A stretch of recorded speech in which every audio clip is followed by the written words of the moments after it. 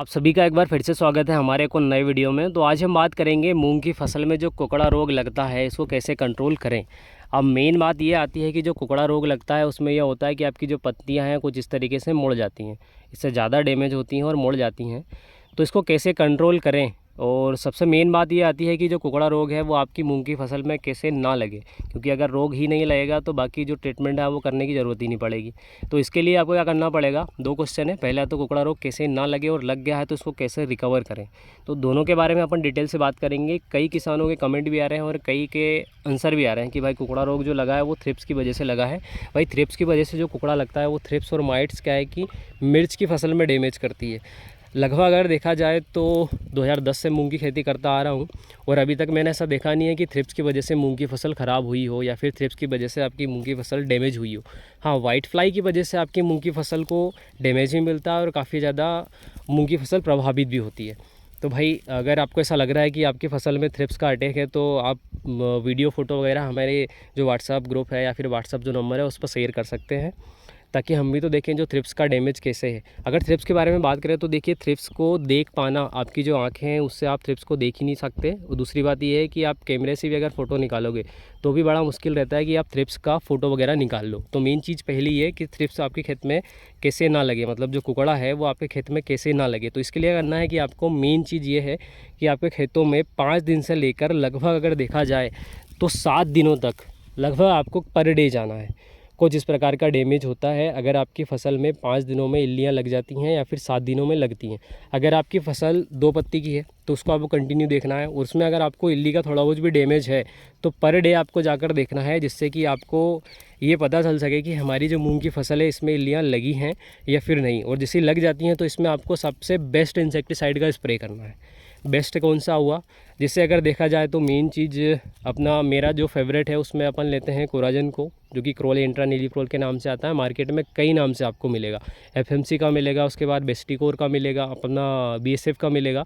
तो जो बेस्टिकोर है या फिर जो कोराजन है उसके हर एक प्रोडक्ट पे आपको ये दिखेगा, जिसमें भी क्रोले इंट्रानीलिप्रोल है उसमें लिखेगा मैन्युफैक्चर्ड बाय एफएमसी। और उसके बाद मार्केटिंग जो कंपनी का आप ले रहे हो वो उसकी मार्केटिंग करती है, तो इसकी जो मैन्युफैक्चरिंग है वो एफएमसी खुद करती है। तो इससे अच्छा है कि आप दूसरी कंपनी का न लेते हुए एफएमसी का खुद ले लें आप, तो वो थोड़ा सा आपको कॉस्टली सस्ता भी पड़ेगा और उसका रिजल्ट भी आपको अच्छा मिलेगा, क्योंकि वो कंपनी खुद इसको मैन्युफैक्चर्ड करके और फिर किसानों में डिस्ट्रीब्यूट कर रही है। अभी देखिए इस प्रकार की जब कंडीशन बनती है जब आपकी इल्ली डैमेज कर देती है। अब कई किसान ये बोलते हैं कि भाई थ्रिप्स का अटैक है, तो थ्रिप्स का अटैक तो है ही नहीं। बाकी मेन चीज़ ये होती है कि जब आपके पत्ते मुड़ जाते हैं तो इसमें क्या होता है कि जो इल्लियाँ हैं जाले बनाकर उसमें रहने लगती हैं। अब जो इल्लियाँ जाले बनाकर उसके अंदर हैं ये मरेंगी नहीं, क्योंकि आप स्प्रे जो करते हो वो बिल्कुल एक बार स्प्रे करते हो उसके बाद फिर भूल जाते हो। तो इसके लिए आपको क्या करना है कि बैक टू बैक 2 स्प्रे लेना है, क्योंकि आपके खेत में इल्लियाँ लग चुकी है। और ऐसी कंडीशन में क्या है कि आपको बैक टू बैक 2 स्प्रे लेना पड़ेगा, क्योंकि जाले में जो इल्लियाँ हैं, जो पत्ती के अंदर कुकड़े में जो इल्लियाँ हैं, वो इल्ली तो मर जाएगी लेकिन जो अंडे हैं वो नहीं डैमेज होंगे, वो नहीं मरेंगे। तो इसके लिए क्या है कि जब वो इल्लियाँ फिर से बनेंगे तो फिर से आपको कंटिन्यू स्प्रे करना है, लगभग 72 घंटे या फिर लगभग 4 दिन के गैप में आप 2 स्प्रे कर सकते हैं, जिससे कि आपको काफ़ी अच्छा कंट्रोल मिले। इसमें आपको एक कॉन्टैक्ट बेस्ड में इंसेक्टिसाइड लेना है, दूसरा आपको सिस्टोमिक तरीके से जो काम करने वाला है इंसेक्टिसाइड उसको लेना है। बेसिकली आप टाकुमी को ले सकते हैं, फेम को ले सकते हैं, फ्लोमेंडावाइड आता है, उसके बाद फिर आप स्पाइनोटोरम को ले सकते हैं डेलिकेट में जो आता है, उसके बाद आप एंगेज को ले सकते हैं। एंगेज भी काफ़ी बढ़िया प्रोडक्ट है जो कि अभी अभी लॉन्च हुआ है, और उसमें जो केमिकल्स हैं वो शायद किसी और कंपनी के पास है ही नहीं, कि एंगेज भी काफ़ी अच्छा काम कर रहा है। और उसके बाद फिर आप कोराजन को ले सकते हैं और उसके साथ में आप प्रोपोनोसाइफर ले सकते हैं। ये हमारा बेस्ट कॉम्बिनेशन है। अब कई किसान बोले कि भाई कोराजन का हमको रिजल्ट नहीं मिल रहा है। अब कोराजन का क्या सिस्टम रहता है कि ये सिस्टमिक तरीके से काम करता है। अब सिस्टमिक तरीके से अगर काम कर रहा है तो इसमें क्या होगा कि जो इल्लियाँ हैं जैसे उसके कांटेक्ट में आएगी सिस्टमिक तरीके से, जब भी वो पौधे को खाएंगी, डैमेज करेंगी, तो उसके 72 घंटे में आपको रिजल्ट मिलेगा।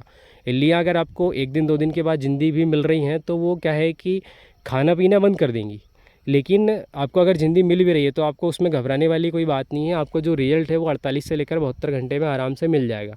तो कोराजन का स्प्रे करने के बाद क्या है कि तुरंत आपको रिजल्ट मिलेगा नहीं, तुरंत की जो आदत है थोड़ा सा उसको डिले करो। तो इसमें क्या है कि आप कोराजन का स्प्रे कर सकते हैं, उसके साथ प्रोफोनोसाइवर का स्प्रे कर सकते हैं। तो जो कुकड़ा लगी हुई मूंग है, अगर आपने किसी और तरीके से उसको रिकवर किया है तो आप कमेंट बॉक्स में कमेंट कर सकते हैं, ताकि आपका जो कमेंट है उसको पढ़ के बाकी जो किसान हैं उनको भी सहायता मिल सके।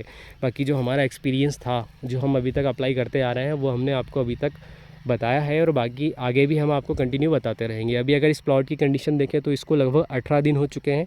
अगर 18 दिनों के बारे में बात करें तो इसमें सिर्फ एक इंसेक्टिसाइड का स्प्रे किया है, इसमें भी कोराजन 5 ml लिया था। मैं तो अगर सभी को अगर जो हिदायत देता हूँ, जो बोलता हूँ, उसमें आपको सभी को ये बोलता हूँ कि भाई 1 एकड़ में आप कम से कम 30 से 35 ml लीजिए कोराजन, लेकिन हम खुद लगभग 30 से 25 ml यूज़ कर रहे हैं और उसका रिजल्ट भी हमें लगभग मिल रहा है, अच्छा रिजल्ट मिल रहा है, क्योंकि टाइमिंग सही होती है। मेन चीज़ आपकी टाइमिंग होना चाहिए कि आप कब स्प्रे कर रहे हैं। पता लगे आपने कोराजन का स्प्रे कर दिया और आपकी इल्ली मर नहीं रही है, अब वो मरेगी कहाँ से जब आपको सही तरीके से और सही समय पर आप उसका स्प्रे नहीं कर पा रहे हैं। और विशेष रूप से आपको क्या करना है कि जब भी टेम्परेचर डाउन हो, शाम के टाइम 4 बजे से लेकर आप 6 बजे तक, 7 बजे तक आप स्प्रे कर सकते हैं। और कई किसान ने, अगर उनको रिजल्ट नहीं मिला तो उन्हें रात में भी स्प्रे किया, क्योंकि टेम्परेचर डाउन रहता है और ऐसी कंडीशन में जो इल्लियाँ हैं ये इस पर काफ़ी अच्छा कंट्रोल मिलता है। तो आज की वीडियो में इतना ही। अगर किसी और तरीके से आपने इसको कंट्रोल किया है तो कमेंट बॉक्स में कमेंट कर सकते हैं।